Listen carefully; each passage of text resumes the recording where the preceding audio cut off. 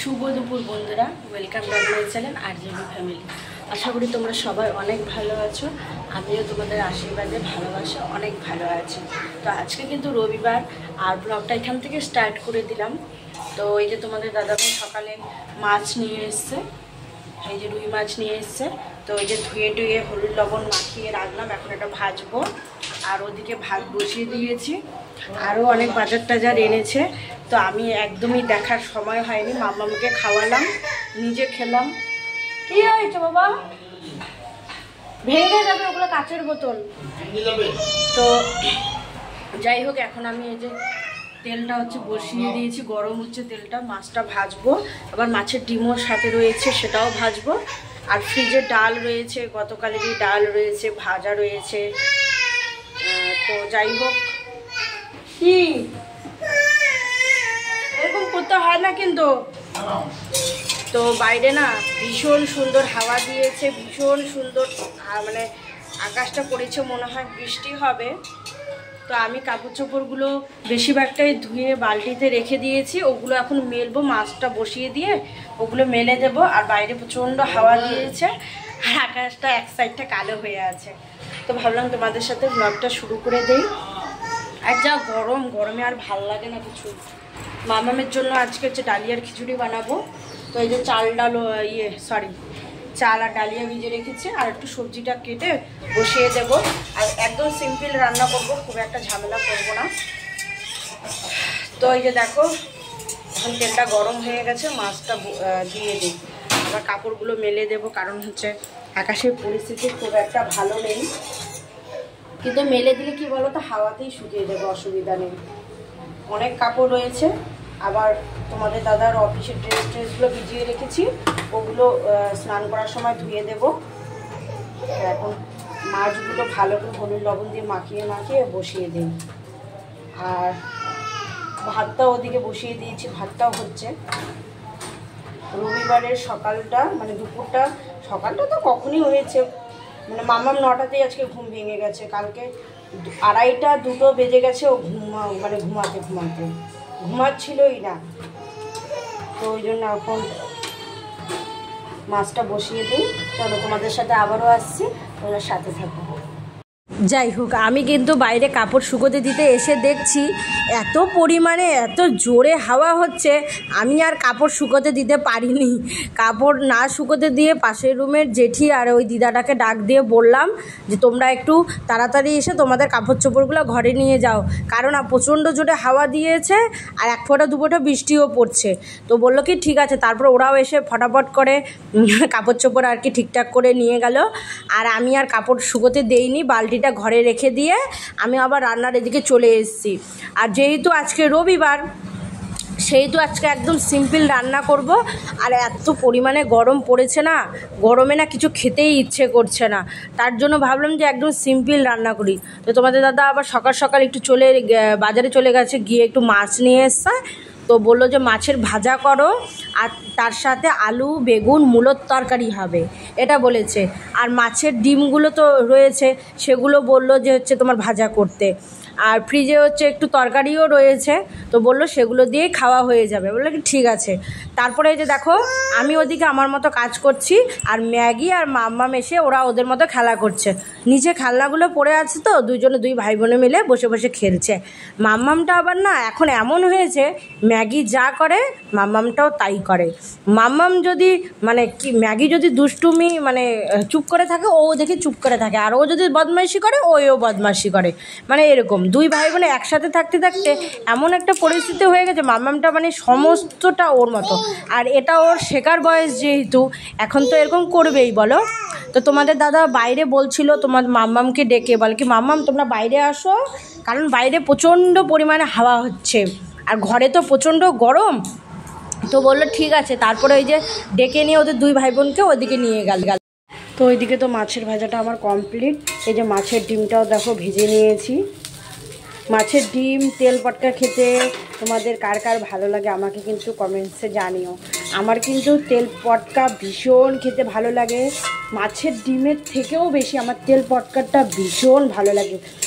মাছের যে তেলটা দেয়, তিতাটা দেয়, ভীষণ ভালো লাগে খেতে আমার ওটা।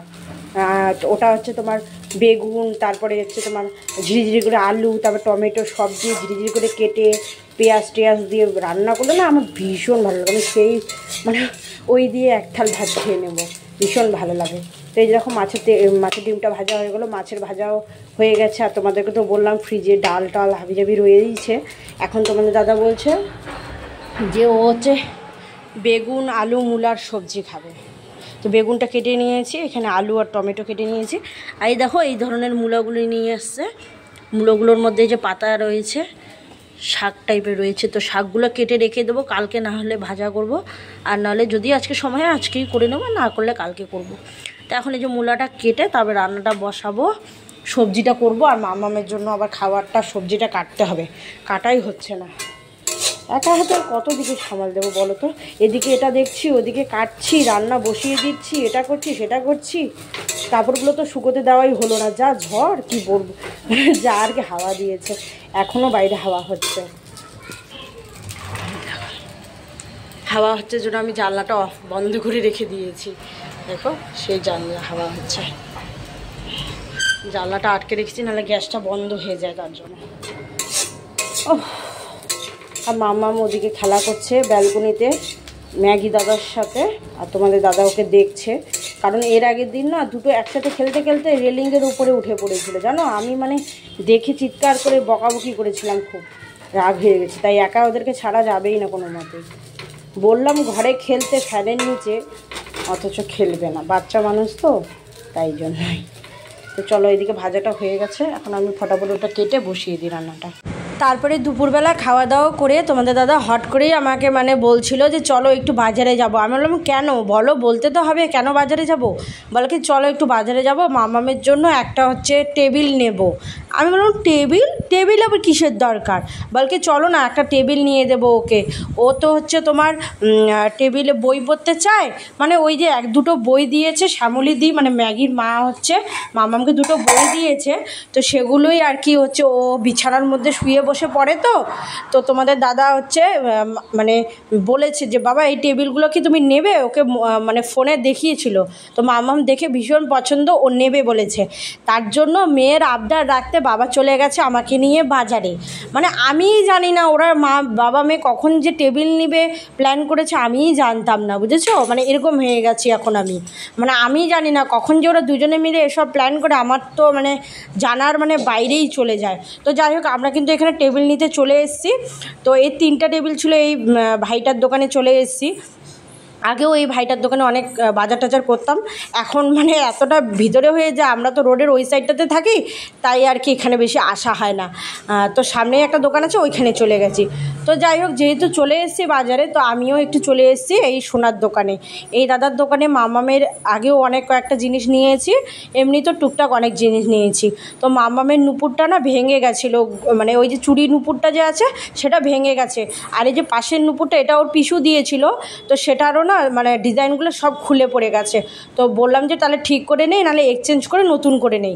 তো সেটাই আর কি দাদাটা করে দিচ্ছিল, মানে ওই চুড়ি নুপুরটাকে রেখে দিয়ে মানে যা হচ্ছে কাটছাট করে হয় সেই টাকাটা পেমেন্ট করে একটা নতুন নুপুর মাম্মামকে দেওয়া হয়েছে। আর হচ্ছে ওর পিসু যে নুপুরটা দিয়েছে সেটা আমি আর ভাঙতে দেইনি, কারণ যতই হোক একটা জিনিস স্মৃতি হয়ে থাকলে না অনেক ভালো লাগে। বড় হয়ে দেখবে যে ওর পিসু এই নুপুরটা ওকে দিয়েছে, ওর কত ভালো লাগবে বলো। তাই আমি ভাঙতে দেইনি, বললাম যে না তুমি নতুন বানিয়ে দাও, কিন্তু ওকে দিতে হবে না। তো এখানে এই যে নুপুরের গোটা মানে ডিজাইনের গোটা মানে চেনগুলো এখানে দিয়ে দিয়েছে, বলছে কোনটা পছন্দ তোমরা দেখে নাও, আমি দামটা বলে দেবো।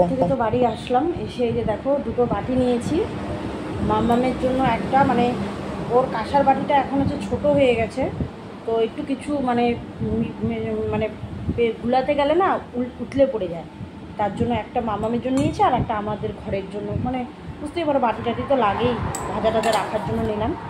আর এই যে একটা টেবিল নিয়েছি, এটা তো দেখলেই তোমরা, এই যে মামামের এই টেবিলটা লাগবে, ওর পাপার কাছে আবদার করেছে, নিয়েছি। তো এটা নিলাম। আর মামামের জন্য একজোড়া নুপুর নেওয়া হয়েছে, আগের হচ্ছে তোমার যে রিং নুপুরগুলো ছিল সেগুলো এক্সচেঞ্জ করে নতুন একজোড়া নুপুর নেওয়া হয়েছে। ওটা ও মামাম পড়েছে, তোমাদেরকে আমি আস্তে আস্তে দেখাবো, ডিজাইনটা দেখিয়ে দেবো, তোমরা দেখে নিও। তো চলো আজকের ব্লগটা এখানেই শেষ করে, আর বেশি বাড়াবো না। অনেক বাজার হয়ে গেছে। যাই হোক, এখন হচ্ছে ফ্রেশ হব। প্রচণ্ড গরম, বাইরে তো থাকাই যাচ্ছে না, এত গরম। তো চলো, সবাইকে টাটা, সবাই ভালো থেকো, সবাইকে গুড নাইট, দেখা হবে নেক্সট ব্লগে।